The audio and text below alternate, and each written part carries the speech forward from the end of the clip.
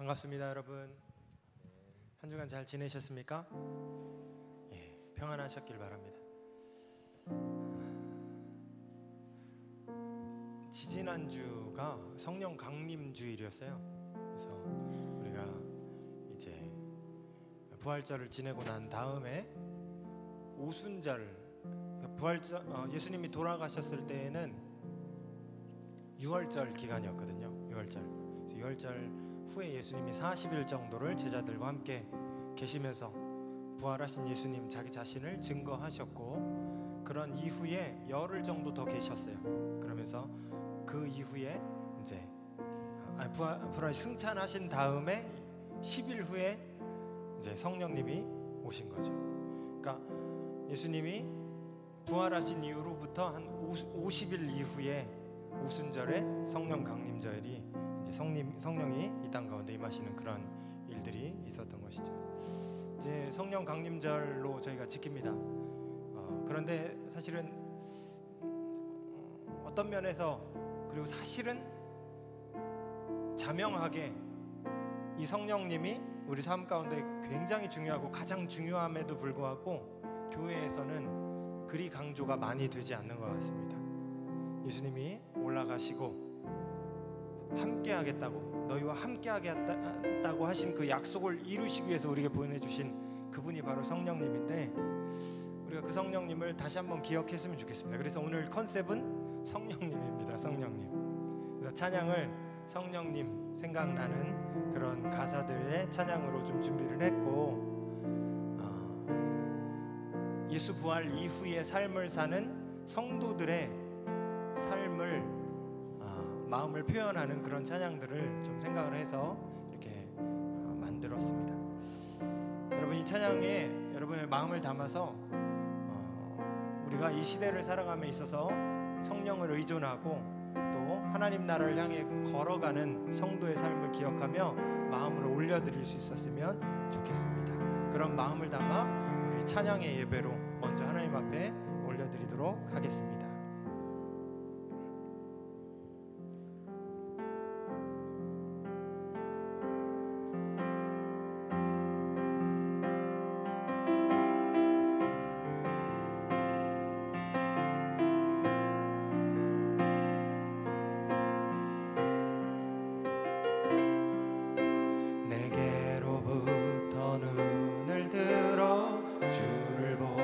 시작할 때 주의 일을 보겠네.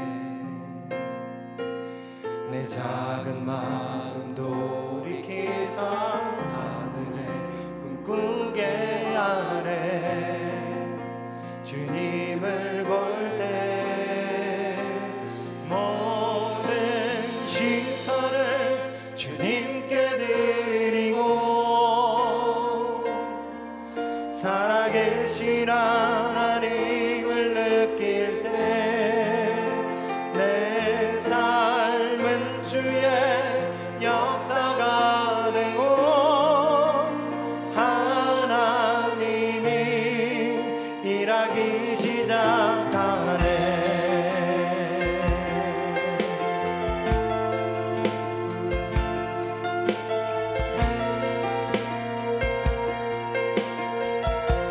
성령이 나를 변화시켜 성령이 나를 변화시켜 모든 두려움 사라질 때 주의 일을 보겠네.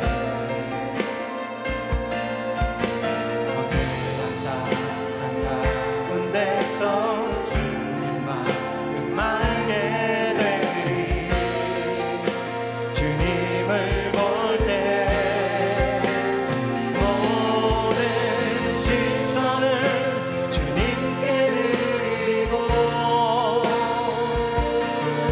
전능하신 하나님을 느낄 때 세상은 주의 나라가 되고 하나님이 일하기 시작하네. 모든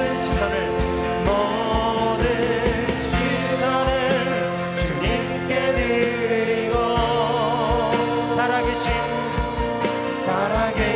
하나님을 느낄 때 내 삶은 주의 역사가 되고 하나님이 일하기 시작하네.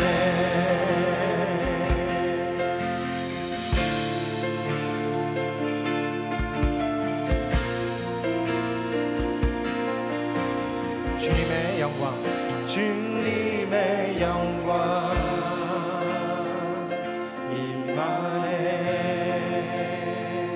주 볼 때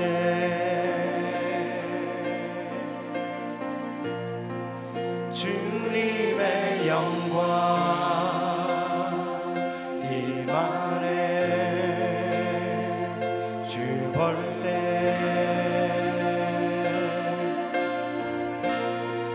주님의 영광 임하네. 주 볼 때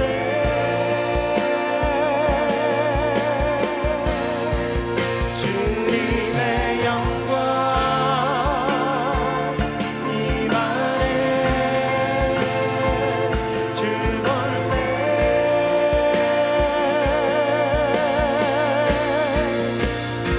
모든 시선을 주님께 드리고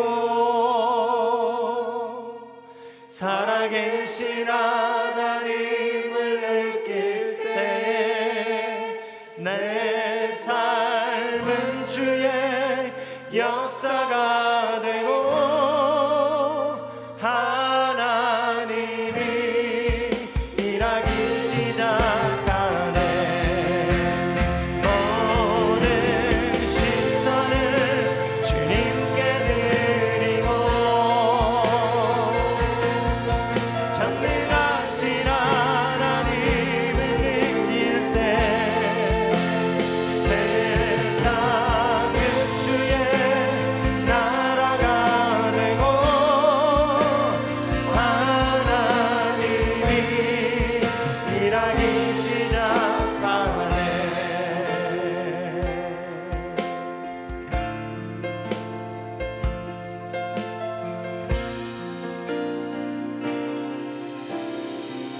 삶 가운데 일하실 우리 성령님께 감사와 영광의 박수, 그렇게 하실 주님을 고대하며 우리 주님 앞에 영광의 박수 올려드리겠습니다. 하나님, 내 삶 가운데 와서 다스려 주시옵소서. 아멘.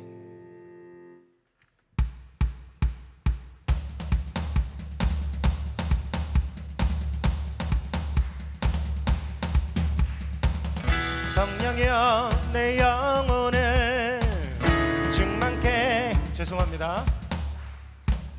성령이여 내 영혼을 충만케 하소서. 내 속에 강물이 넘쳐나네. 성령이여 내 영혼을 충만케 하소서.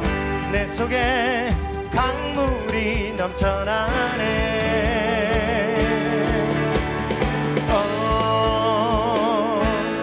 성령 하나님, 나 다시 새롭게 하소서. 채우소서. 내 영혼이 세상 유혹 다 이기고 다시 주를 닮아가도록 채우소서. 내 영혼이 세상 유혹 다 이기고 오직 주만 나타내도록.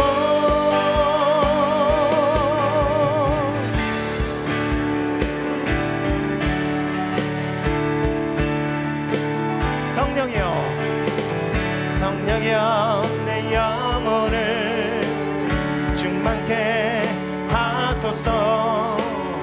내 속에 강물이 넘쳐나게. 성령이여 내 영혼을 충만케 하소서. 내 속에 강물이 넘쳐나게.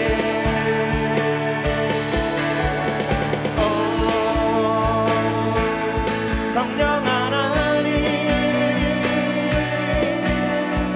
나 다시 새롭게 하소서. 채우소서. 내 영혼이 세상 유혹 다 이기고 다시 주를 닮아가도록 채우소서. 내 영혼이 세상 유혹 다 이기고 오직 주만 나타내도록. 우리 한 번 더 채우소서. 채우소서. 내 영혼이 세상 유혹 다 이기고 다시 주를 닮아가도록 채우소서. 채우소서. 내 영혼이 세상 유혹 다 이기고 오직 주만 나타내도록.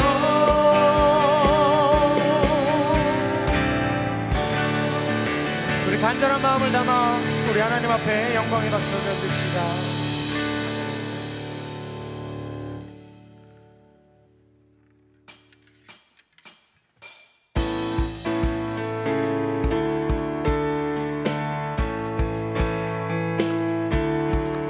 우리 박수하시면서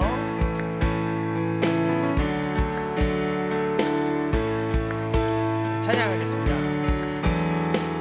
지금은 엘리야 때처럼 주 말씀이 선포되고 또 주의 종 모세의 때와 같이 언약이 성취되네. 비록 전쟁과 기근과 핍박 환난 날이 다가와도 우리는 광야에 외치는 소리 주의 길을 예비하라. 보라 주님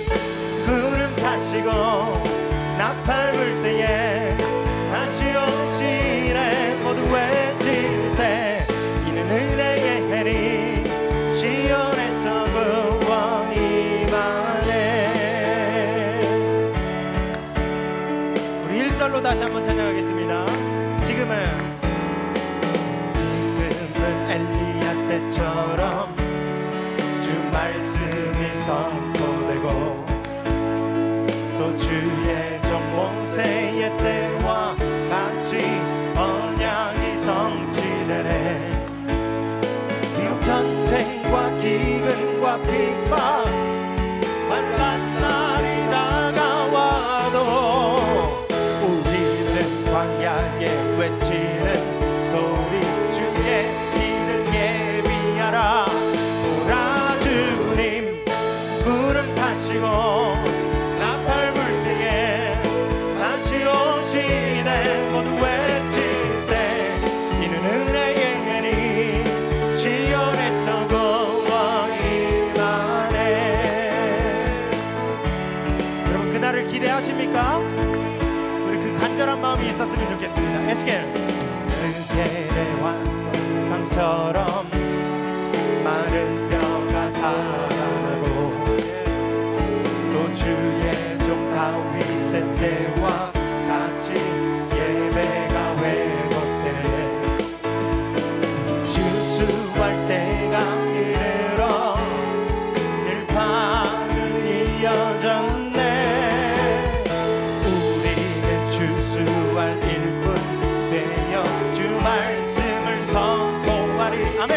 보라 주님 구름 타시고 나팔 불 때에 다시 오시네. 모두 외칠세 이는 은혜의 연이 시온에서 구원이. 보라 주님 보라 주님 구름 타시고 나팔 불 때에 다시 오시네. 모두 외칠세 이는 은혜의 연이 시온에서 구원이마. 2절 다시 한 번 더 하겠습니다. 에스겔의 환상처럼 둘셋 에스겔의 환상처럼 마른 뼈가 살아나며 또 주의 종 다윗의 때와 같이 예배가 회복되네. 주수할 이르러 들판은 이어졌네. 우리는 주수할 일꾼 되어 주 말씀을 선포하리. 보라 주님 구름 타시고 나팔 불 때에 다시 오시네. 모두 외칠세 이는 은혜의 연이 시온에서 구원이. 보라 주님 보라 주님 구름 타시고 나팔 불 때에 다시 오시네. 모두 외칠세 은혜의 연이 시온에서 구원. 보라 주님 보라 주님 구름 타시고 나팔 불 때에 다시 오시네. 모두 외칠세 은혜의 연이 시온에서 구원. 마지막으로 한 번 더 보라 주님 보라 주님 구름 타시고 나팔 불 때에 다시 오시네. 모두 외칠세 은혜의 연이 시온에서 구원이마네.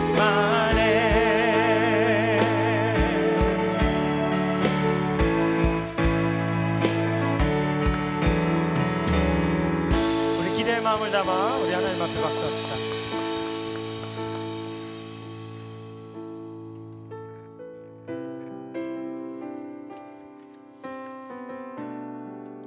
그 마냥 이 찬양을 하면서 이제 지금은 엘리야 때처럼 이 찬양을 하면서 마냥 막 이렇게 기분이 좋고 기쁘고 그렇지만은 않습니다. 한편 죄송합니다. 제가 어떤 생각이 제가 찬양하면서 드냐면 하나님 이걸 우리가 많이 잊어버리고 살고 있습니다. 주님 분명히 다시 오신다고 하셨는데 우리 초대교회 성도들은 마라나타 주님 다시 오시옵소서 하면서 그 신앙 붙들고 살았는데 하나님 우리는 다시 오실 주님을 앙망하는 마음이 있습니까? 저기 구름만 봐도 다시 주님 오실까봐, 저 구름 끝에 주님 다시 오실까봐 주님 얼른 와서 내 삶을 바꿔주십시오 했던 그 성도들의 고백들이 교회 가운데, 교회사 가운데 계속 있어 왔는데, 하나님 오늘 나는, 하나님 저는 그거 많이 잊어버렸지 않나요? 너무 죄송합니다. 이런 마음이 들어서 참 죄송한 마음과 또 울컥하는 마음이 있습니다. 여러분, 이 재림의 소망과 기대를 잊지 않고 우리가 하나님을 신앙하고 살아갔으면 좋겠습니다. 이 생과 너무 짝하여 살지 말고 하나님 나라 바라게 하여 주시옵소서. 이 생에 너무 그 기쁨들, 달콤함들을 하나님 너무 즐기면서 하나님 그렇게 살지 않게 하시고 주님 나라 앙망하며 살아갈 수 있는 저희들 될 수 있도록 도와달라고, 우리 그런 마음을 꼭 유지하고 살았으면 좋겠습니다.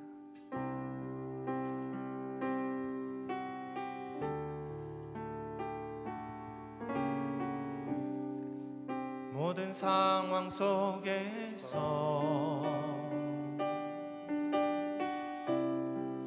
주를 찬양할지라.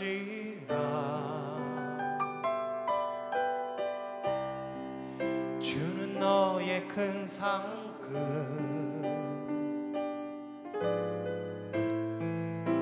큰 도움이시라.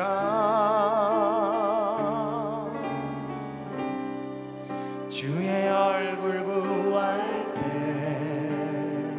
주의 영을 부사 그 신사랑 안에서 주를 보게 하소서.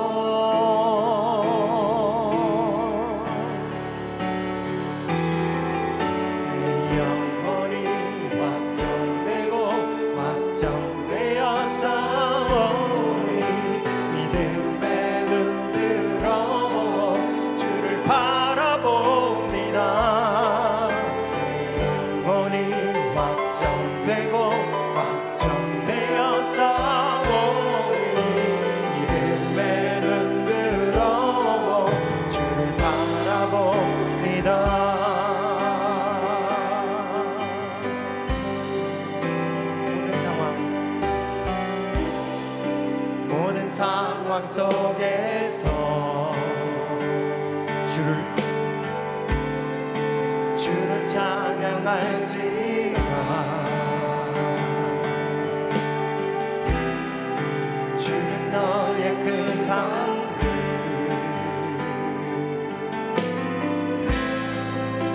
큰 도움이시라.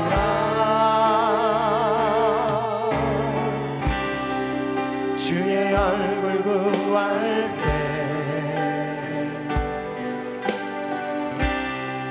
주의 영을 부사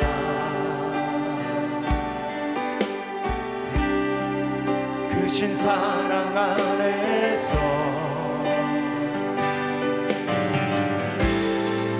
주를 보게 하소서.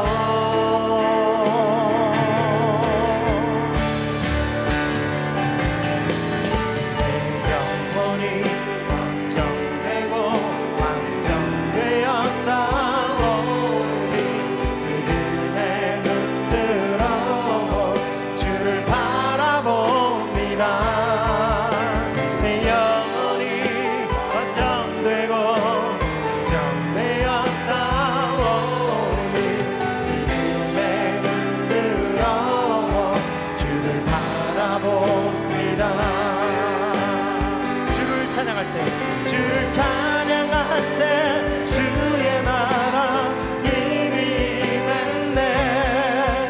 주의 영원한 나라 주 보게 하소서. 우리 한 번 더. 주를 찬양할 때 주의 나라 이미 임했네. 주의 영원한 나라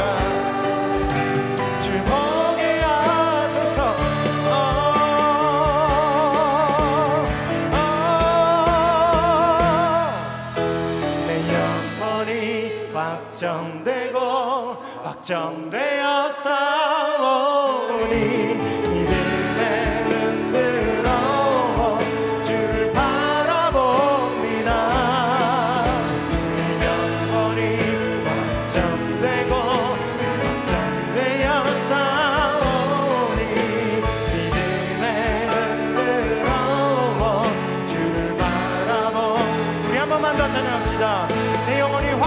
알았습니다. 내 영혼이 걱정되고 걱정되어 싸우니 믿음에 흔들어 주를 바라봅니다.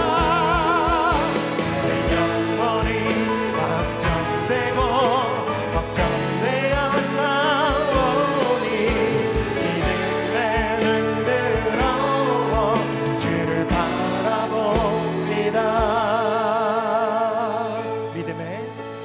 믿음에 눈 들어 주를 바라봅니다.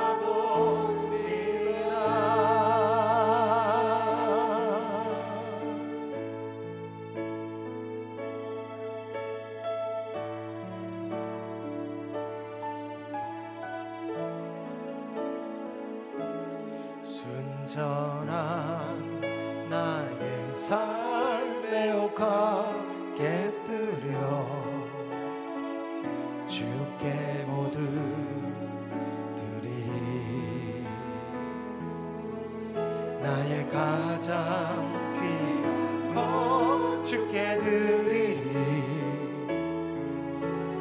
나의 주님 예수. 순전한 나의 삶에 옥하게 주께 모두 드리리. 나의 가장 귀한 것 주께 드리리. 나의 주님 예수. 내가 힘을 다하여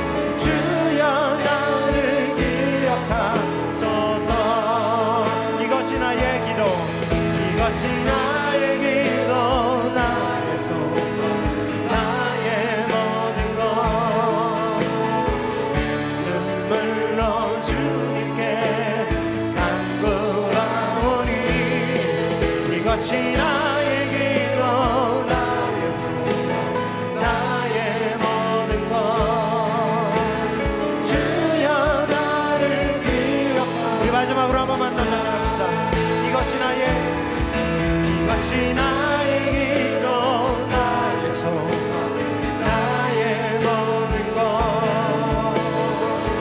눈물로 주님께 간구하오니 이것이 나의 기도, 나의 소망, 나의 모든 것. 주여 나를 기억하소서.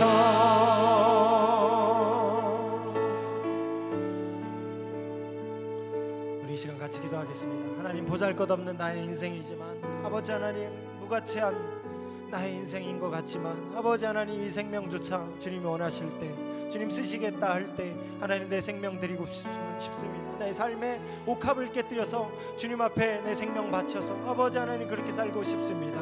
하나님, 여기 모인 우리 모든 성도님들, 우리 기대와 우리 간절한 소망을 주님 받아주시고 정말로 아버지 하나님, 우리 소망과 같이 기대와 같이 주님을 위해 살아갈 수 있는 주의 백성들 되게 하여 주시옵소서. 그렇게 하기 위해서 아버지 하나님, 이 밤에도 우리가 주님의 이름을 부릅니다. 주님의 능력을 구합니다. 주님의 아버지 하나님 역사를 구하고 나아갑니다. 하나님 함께하여 주시고 우리 가운데 함께하여 주시고 은혜 내려 주시옵소서. 이제 말씀 듣습니다. 하나님, 말씀에 기름 부어 주시고 하나님 능력 주시고 말씀을 통하여서 우리에게 새 생명 허락하여 주시옵소서. 우리 주여 한번 외치고 기도하도록 하겠습니다.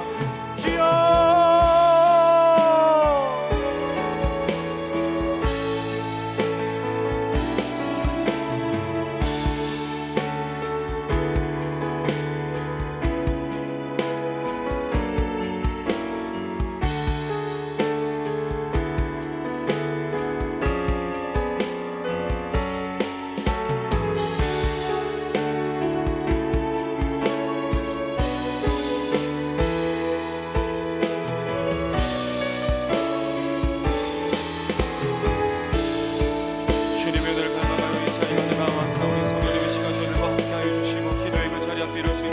하나님 역사하여 주시옵소서. 주님의 그 사랑하는 그 음성을, 주님의 그 말씀을 우리의 마음 가운데 새기며 그 마음 가운데 다시 한번 우리의 마음을 올려드리며 그렇게 주님 앞에 나아갈 수 있는 주님과의 그 친밀함의 시간, 하나님 그 임재를 경험하는 시간 될 수 있도록 역사하여 주시옵소서. 간구하며 나아갑니다. 성령님 들으시며 그 마음을 깨닫게 하여 주시고 우리의 마음을 열어주시고 인도하여 주시옵소서.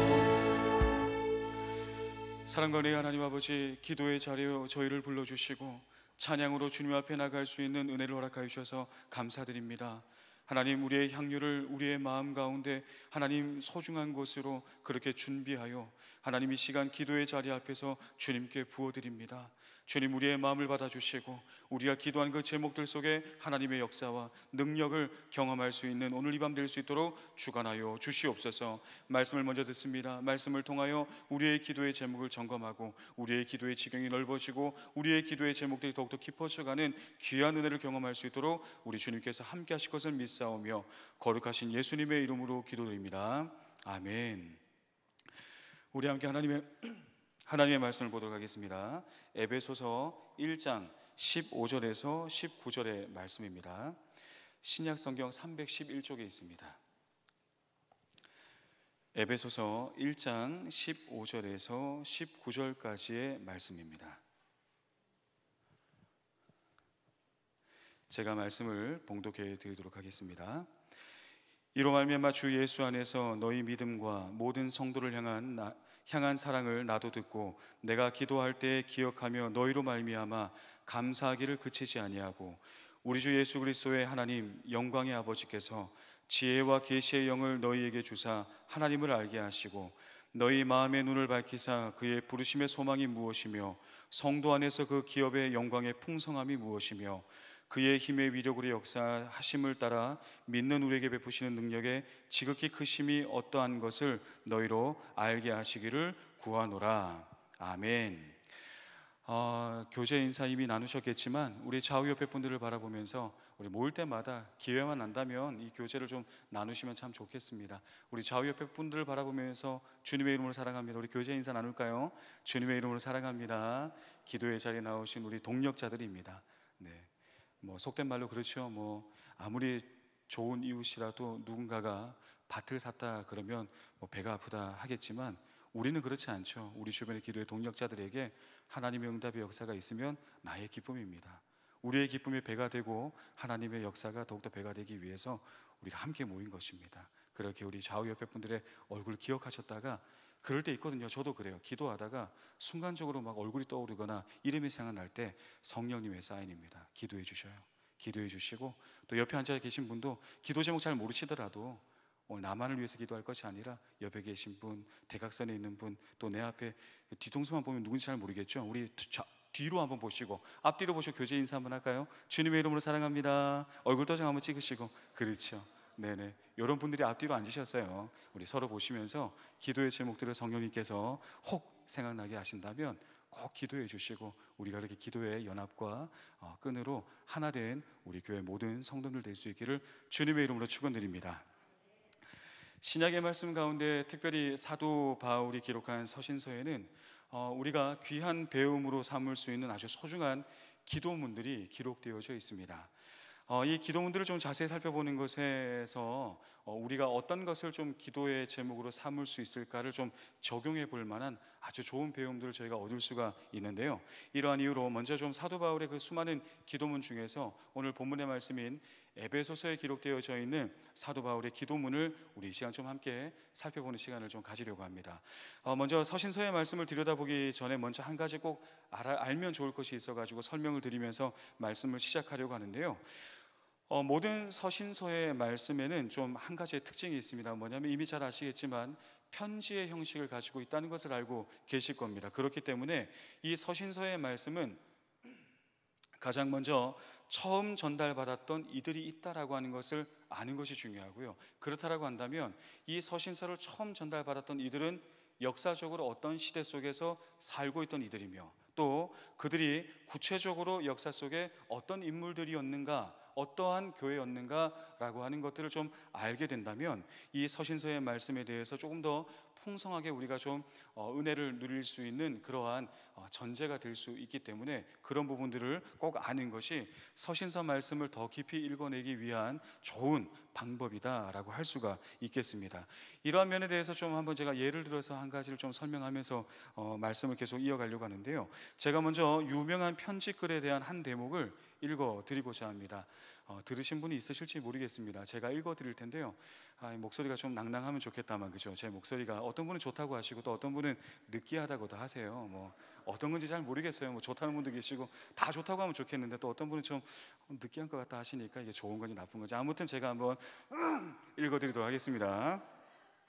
잘 한번 들어보시기 바랍니다. 내가 만약 늙은 어미보다 먼저 죽는 것을 불효라 생각한다면 이 어미는 웃음거리가 될 것이다.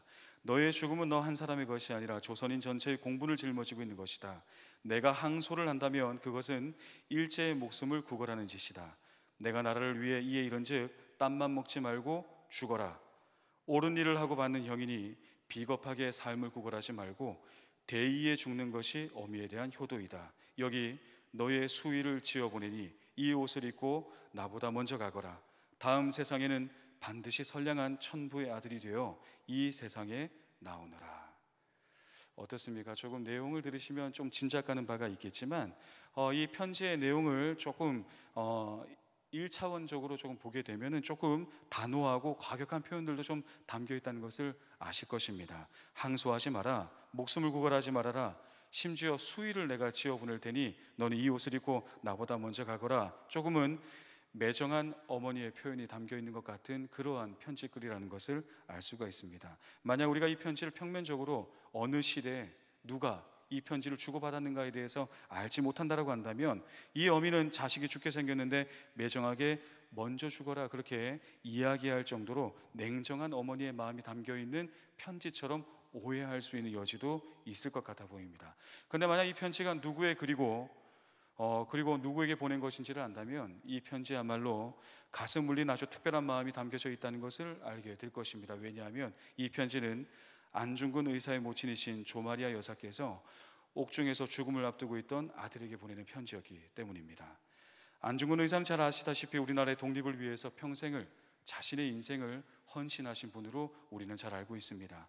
이러한 독립투사였던 안중근 의사를 일본은 탄압과 억압 속에서 그를 구금하고 그리고 감옥 속에서 온갖 고문과 고초를 겪게 한 이후에 사형에 처해 버렸습니다. 이러한 역사의 숙명 앞에서 누구보다 가슴 아픈 사람이 한 분 계시다라고 한다면 그는 아마 안중근 의사의 어머니이지 않았을까, 우리는 그렇게 조심스럽게 짐작해 볼 수가 있습니다. 안중근 의사의 어머니이신 조마리아 여사께서는 작금의 현실 가운데 있었던 아들을 향하여서 제가 읽어드렸던 그 내용으로 편지에 담아 자신의 마음을 담아 전해 주었습니다. 이 어미보다 먼저 죽는 것을 결코 불효라고 여기지 말거라. 일본의 목숨을 구걸하며 항소하는 일은 절대로 하지 말아라. 나라를 위해서 한 일에 부끄러움 없이 당당하게 마주하거라. 내 아들 가는 길에 수의를 보내니 그것을 입고 나보다 먼저 가거라. 나는 내 아들이 너무나 자랑스럽단다 라는 마음을 안중근 의사에게, 자신의 아들에게 전하셨던 것입니다. 적어도 안중근 의사의 마음 가운데 제가 감히 그 위대한 마음을 짐작할 수는 없겠으나 나라를 위해서 자신을 독립투사의 삶으로 헌신했다라고 한다면 아마도 한 가닥의 미련이 남는다라고 한다면 자신의 인생을 바라보던 어머니를 향한 마음이 있지 않았을까, 그런 생각을 아주 조심스럽게 봅니다. 그런데 조마리아 여사께서는 아들의 앞길 가운데 그런 미련을 다 내려놓고 당당하게 독립운동가로서의 그 길을 걸어갈 수 있도록 마음을 전해 주셨던 것입니다. 그리고 이 숭고한 희생일을 걸어가는 아들을 향한 어머니의 마음을 잘 알고 있었던 안중근 의사는 어머니께 이러한 편지로 답장을 썼다고 합니다. 불초한 자식은 감히 한 말씀 어머님 전에 올리려 합니다. 이 이슬과도 같은 허무한 세상에서 감정에 이기지 못하시고 이 불초자를 너무나 생각해 주시니 훗날 영원의 천당에서 만나 배울 것을 바라오며 또 기도하옵니다 라는 글을 어머니에게 전달했다고 합니다. 어떻습니까? 어머니의 마음을 편지를 담아 편지 속에서 담겨져 있는 그 어머니의 마음을 누구보다 정확하게 잘 알고 있었던 안중근 의사는 이 불초자를 생각하시니 감사합니다라고 하는 표현을 썼습니다.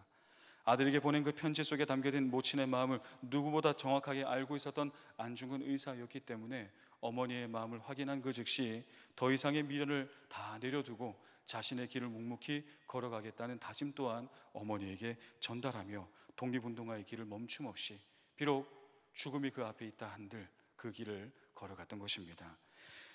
평면적으로 보았을 땐 조금 매정한 글들일 수 있을 것 같아 보입니다. 하지만 안중근 의사와 그의 모친이신 조마리아 여사 간의 특별한 관계를 안다라고 한다면, 그리고 역사적인 배경과 상황을 우리가 확인하게 될 때 이 편지는 너무나도 특별한 모자 간의 사랑이자 나라를 잃어버린 그 애환 가운데 이 힘겨운 관계를 가질 수밖에 없었던 역사적인 그 한순간, 우리 선조들의 그 비통함, 위대한 아들을 사랑한 위대한 어머니의 마음을 이 편지 속에서 우리는 읽어낼 수가 있게 되는 것입니다. 이것이 바로 편지라는 글의 특성입니다. 편지는 평면적인 독자에게 무엇인가를 전하기 위해 기록되어진 정보 전달의 글이 아닙니다. 서신은 반드시 그 서신을 받는 사람과 한 시대의 역사적 상황 속에 무엇인가를 전달하고자 하는 목적이 그 글 속에 담겨져 있는 것이 서신의 특징이며, 우리가 가지고 있는 이 신약 성경 중에 서신서의 말씀 또한 동일한 특성을 가지고 있는 것입니다. 그렇게 오늘 본문의 말씀인 에베소서는 1차적으로 사도 바울이 에베소 교회의 성도들에게 보내는 서신이었다는 것을 아는 것은 굉장히 중요합니다. 어떤 시기에 사도 바울이 편지를 기록했는지, 그리고 이 서신의 말씀을 전달받았던 에베소 교회의 성도들은 어떤 상황 가운데 있었는지를 아는 것은 에베소서의 말씀을 더 깊이 묵상하기 위해서 꼭 알아야 하는 중요한 부분이라고 할 수가 있는 것입니다.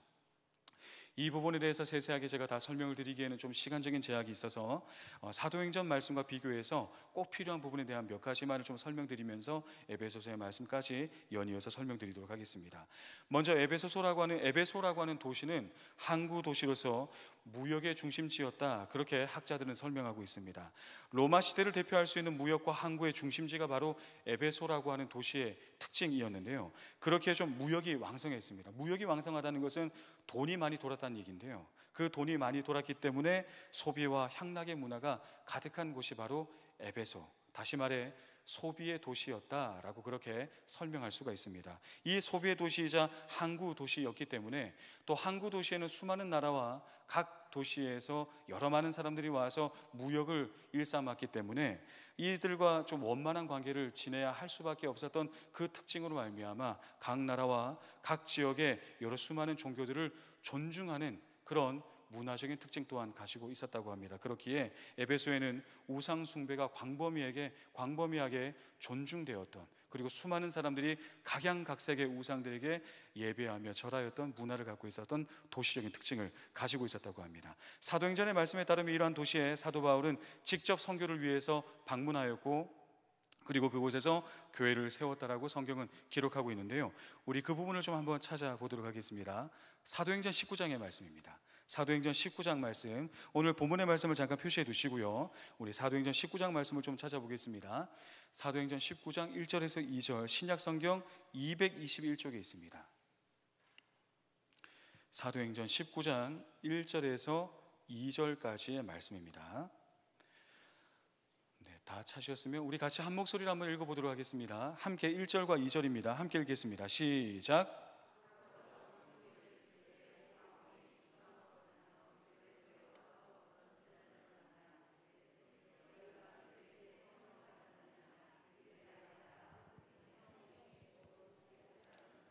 사도 바울이 아마도 에베소의 어떤 제자, 정확하게 정보를 밝히고 있지 않아서 이 정도까지밖에 알 수가 없을 것 같은데요.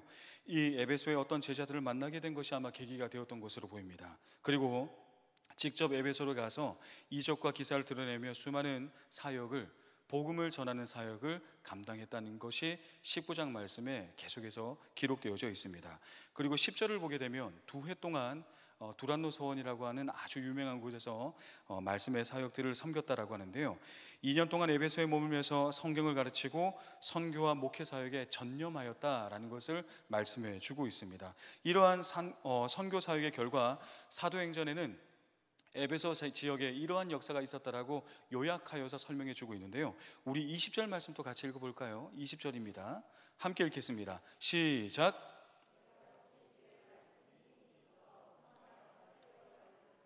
에베소 지역의 선교 사역은 엄청난 복음의 반향을 일으켰던 것으로 보입니다. 사도행전 19장 말씀 우리가 다 읽어보진 않았지만 이 20절 앞을 보게 되면 수많은 마술을 행하던 사람들이 복음 앞에서 자신의 어리석음을 깨닫고 지금까지 자신이 걸어왔던 그 수많은 것들을 과감하게 청산합니다. 무엇이냐면 수만 가지의 그 책들을 다 가지고 와서 불태워버립니다. 복음 앞에 그 어떤 것도 더 이상 가치가 없다는 것을 깨달았기 때문에 그 값이 은 5만이나 되는 천문학적인 가치가 담겨져 있는 그런 책들을 복음 앞에 과감하게 내려놓겠다는 결심을 하여서 그렇게 그 책들을 다 불태워버리는 엄청난 회개의 운동이 에베소 전역에 일어났던 것을 알려주고 있습니다. 이러한 부흥의 역사가 얼마나 흥왕했는지 예상하지 못했던 역풍 또한 있었는데요. 복음의 역사가 너무 크니까 세상의 문화가 반발하기 시작합니다. 그 부분을 제가 좀 읽어드리겠는데요. 26절과 27절입니다. 제가 읽겠습니다.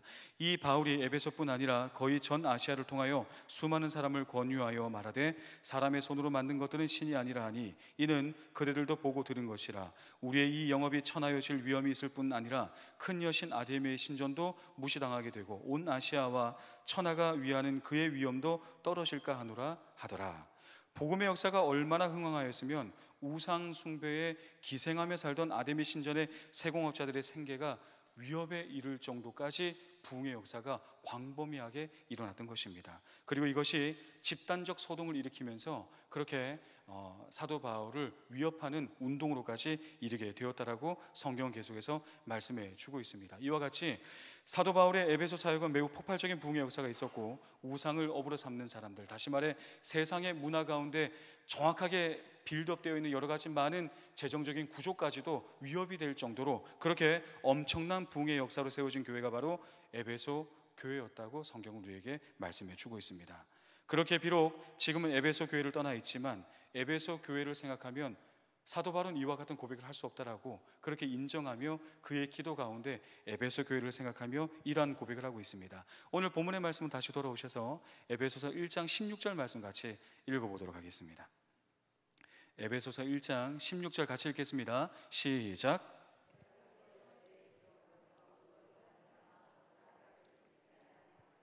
사도 바울은 에베소 교회를 생각할 때마다 너무나도 감사한다라고 고백하고 있습니다. 그럴만하지 않겠습니까?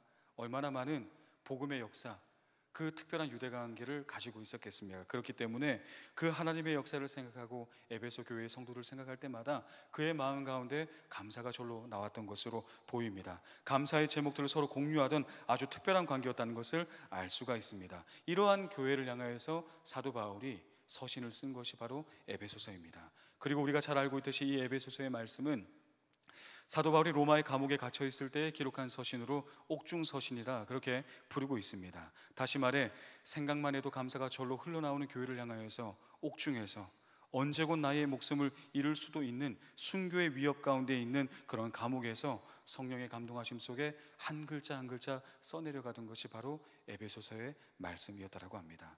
그런 점에서 본다라고 한다면 오늘 본문의 말씀 17절부터 시작되는 이 기도의 내용은 너무나도 중요한 내용이 담겨져 있다는 것을 알 수 있는데요. 우리 17절 말씀도 같이 한번 읽어보겠습니다. 함께 읽겠습니다. 시작.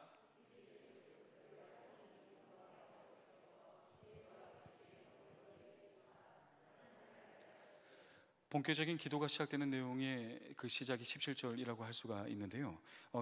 추후에 연이어서 제가 설명을 드릴 예정이긴 하지만 에베소서 1장에 기록되어져 있는 사도 바울의 기도를 보게 되면 17절과 18절과 19절 이렇게 세 개의 각각의 구절 끝에 기록되어져 있는 알게 하여 주시고가 키워드입니다. 다시 말해 사도 바울은 에베소 교회를 향하여서 알게 하여 주시기를 원하는 세 가지의 기도의 제목을 가지고서 그들을 위해서 기도하고 있는 기도의 내용이 우리가 함께 본 본문의 말씀의 중심 내용이라는 것을 알 수가 있습니다. 그 첫 번째가 바로 17절 말씀에 나와 있는 기도의 내용인데요, 그 내용은 잠시 전에 읽어보신 바와 같이 지혜와 계시의 영을 주사 하나님을 알게 하여 달라라는 것이었습니다.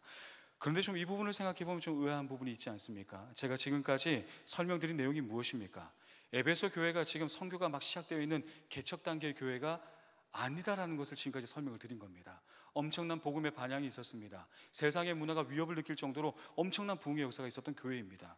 그들이 하나님을 몰랐겠습니까? 아니에요. 사도 바울이 2년 동안 정성스럽게 사역했습니다. 두란노 서원 많이 들어보셨지 않습니까? 말씀의 강론을 날마다 했습니다. 얼마나 많은 말씀의 내용과 지식과 성경에 대해서 알고 있었겠습니까? 사도 바울이 떠났기 때문에 그랬을까요? 아니에요. 학자들의 설명에 따르면 사도 바울이 떠난 이후에 그 지도자가 사라진 것이 아니라 이름만 들어도 알 수 있을 만한 아볼로, 디모데, 브리스길라와 아굴라가 그 뒤를 이어서 에베소 교회를 섬기는 사역자였다라고 성경학자들은 설명하고 있습니다. 이것만 보아도 에베소 교회가 초대교회 안에서 얼마나 중요한 역할을 하고 있는지를 알 수 있을 정도로 매우 중요한 사역자들이 그 교회를 섬겼다는 것을 알 수가 있습니다. 그런데 오늘 본문의 말씀에 사도 바울이 기도하고 있는 내용이 이렇습니다. 하나님을 알게 하여 주시기를 원한다, 기도하고 있는 것입니다. 사도를 통해서 얼마나 많은 말씀의 공부를 했고 성경 지식 또한 얼마나 그들이 잘 알고 있었겠습니까? 부흥의 역사를 통하여서 그들이 알고 있었던 하나님의 역사가 적지 않았을 것입니다. 그런데도 불구하고 사도 바울은 기도하고 있는 것입니다. 에베소 교회 성도들, 생각만 하면 감사가 넘치는 그들을 향해서 기도할 때 뭐라 기도하냐면 그들이 하나님을 알기를 원합니다, 하나님을 알기를 원합니다 라고 기도하고 있다라는 것입니다. 그렇다면 우리는 본문의 말씀에 질문해야 됩니다. 사도 바울은 왜 이렇게 기도했을까요? 만약 이들이 처음 예수님을 믿는 사람들이었고 교회가 개척 단계였다라고 한다면 주님, 제가 다 하지 못하고 왔습니다. 그러니 하나님 그들이 깨닫게 하여 주시고 알게 하여, 이렇게 기도했을 수는 있겠으나 지금 그런 상황이 아니라는 것을 우리는 잘 알 수 있습니다. 그렇다면 왜 이렇게 기도했을까요? 저는 이것을 좀 더 주목하기 위해서, 묵상하기 위해서 우리가 조금 더 알아야 할 단어가 있다라고 생각하는데요, 그 단어는 바로 사도 바울의 기도 속에 담겨져 있는 핵심 키워드라고 설명드린 알게 하시고라는 단어, 다시 말해 알다라고 하는 단어입니다.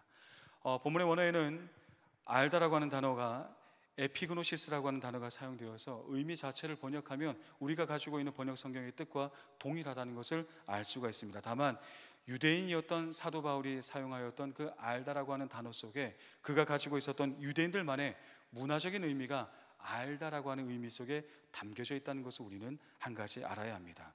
유대인들의 모국어를 할 수 있는 히브리어 언어 알다라고 하는 단어는 야다인데요, 이 야다라고 하는 단어 아마 들어보셨을 것 같은데 이 단어에는 문화적인 의미가 담겨져 있습니다. 무엇이냐면 유대인들의 모국어인 히브리어 야다 속에는 무엇인가를 알다라고 하는 의미를 담아놓을 때 그냥 아는 것이 아니라 반드시 경험을 전제로 하여 직접 체험하여 알게 되는 의미를 야다라고 하는 단어 속에 담아 두었다는 것입니다. 다시 말해 유대인들은 알다라고 하는 표현 속에는 반드시 경험하여 직접 체험한다는 의미를 담고 있었다라는 것입니다. 그래서 안다는 말은 구약 성경에서 선악과를 먹었을 때 선과 악을 알게 되었다는 표현 속에도 이 야다라고 하는 단어가 사용되었고, 그리고 아담과 하와가 동침하였을 때에도 하나님께서 이스라엘 민족을 이끌어내실 때에 출애굽의 역사를 통하여서 너희가 나의 능력과 역사를 경험을 통하여서 알게 될 것이다 라고 할 때에도 야다라고 하는 이 단어는 그곳에도 어김없이 사용되었습니다. 즉 경험을 통해서 알게 되는 것,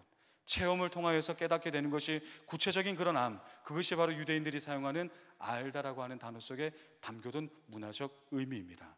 유대인 출신이었던 사도 바울은 기도 속에 하나님을 알게 하시고라고 기도했을 때 그들이 지식적으로 하나님에 대해서 알기를 원한다라는 의미가 아니라 어쩌면 조금 더 깊은 의미로 그 하나님의 역사를 구체적으로 경험하고 체험하여서 하나님에 대해서 아는 것이 아니라 하나님을 날마다 경험할 수 있도록 하나님의 그 손결을 경험하고 하나님의 그 손길을 경험하고 하나님의 그 살아계심과 나를 사랑하시고 우리를 사랑하시고 에베소 교회 성도들 너무나 사랑하시는 그 하나님의 사랑을 날마다 경험할 수 있도록 하나님 그 알매의 역사가 임하도록 인도하여 달라고 그렇게 간절히 기도하였던 것입니다.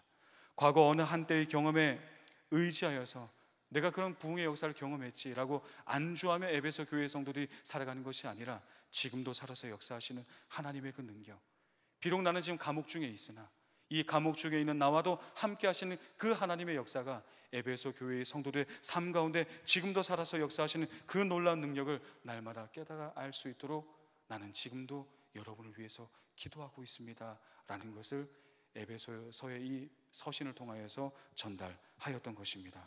그래서 그저 아는 지식 정도로 머물러 사는 것이 아니라 하나님에 대해서 경험하여 깨닫는 은혜가 있도록 그 능력의 손길을 경험하며 하나님을 아는 인생으로 날마다 서갈 수 있도록 내가 기도하고 있다라고 하는 기도의 제목들을 전해준 것입니다. 본문의 말씀 속에 담겨져 있는 사도 바울의 기도에 따른다라고 한다면 우리 역시나 에베소 교회의 성도들처럼 하나님의 역사를 경험하기 위하여 우리의 기도의 제목 가운데 반드시 담겨져야 할 기도의 제목들이 있다는 것을 우리는 발견하게 됩니다. 이 기도의 제목 앞에는 신앙의 연수는 그리 중요한 것이 아닌 것 같습니다. 때때로 과거에 내가 경험했던 하나님의 역사가 이러했지, 그것이 지금 우리의 이 기도의 제목을 진지하게 나의 기도의 제목에 담는 것 가운데 조금은 멀리할 이유가 조금도 될 수 없다는 것도 알 수가 있을 것입니다. 무엇이면 바로 하나님을 진정으로 알기 위해서 우리는 기도해야 한다는 것입니다. 하나님에 대해서 누군가를 통해서 들어 아는 것으로 만족해서는 안 됩니다. 담임 목사님을 통해서 혹은 누군가를 통해서 어떤 누군가의 얘기를 통해서 하나님이 이런 분이었다고 아는 것으로 만족하는 것이 아니라 나의 삶 속에 구체적으로 역사하시는 그 하나님의 능력의 손길을 우리는 경험하고 있는가? 아니, 경험해야 됩니다. 반드시 경험해야 됩니다. 그 하나님을 경험하면서 나의 삶 가운데 역사하시는 그 놀라운 능력이 날마다 임할 수 있도록 하나님 지금도 살아계신 그 하나님의 손길 위에 나의 삶이 있고 나의 시간이 있고 나의 기도의 제목이 있고 나의 인생의 목적과 방향이 있다는 것을 날마다 나의 입으로 고백하며 걸어갈 수 있는 길을 걸어갈 수 있도록 하나님 역사하여 달라고 우리는 그렇게 기도해야 된다는 것입니다. 물론 여기에는 지혜와 계시의 영을 구하는 기도가 또한 포함되어져 있습니다. 9시 56분입니다. 다음에 설명드리도록 하겠습니다. 제가 다음에 설명드린다고 한다는 것은 설명할 자신이 없어가지고 피하겠다는 뜻이 절대로 아닙니다. 반드시 다음에 설명해 드리겠습니다. 기대해 주셔도 좋습니다. 우리 성도님들은 하나님을 얼마나 경험하여 알고 계십니까? 과거의 경험을 말하는 것이 아닙니다. 저는 참 우리 성도님들 보면 부럽다 이런 생각을 합니다. 부럽다는 표현이 맞는지 모르겠어요. 우리 교회 참 좋은 교회죠, 그렇죠? 할렐루야. 확신 가지셔야죠. 얼마나 좋은 교회 다니고 계십니까, 그죠? 제가 참 많은 교회를 섬겨봤지만 담임 목사님의 설교에 은혜를 받는다라고 고백할 수 있는 교회가 흔치 않습니다. 이거 방송되죠?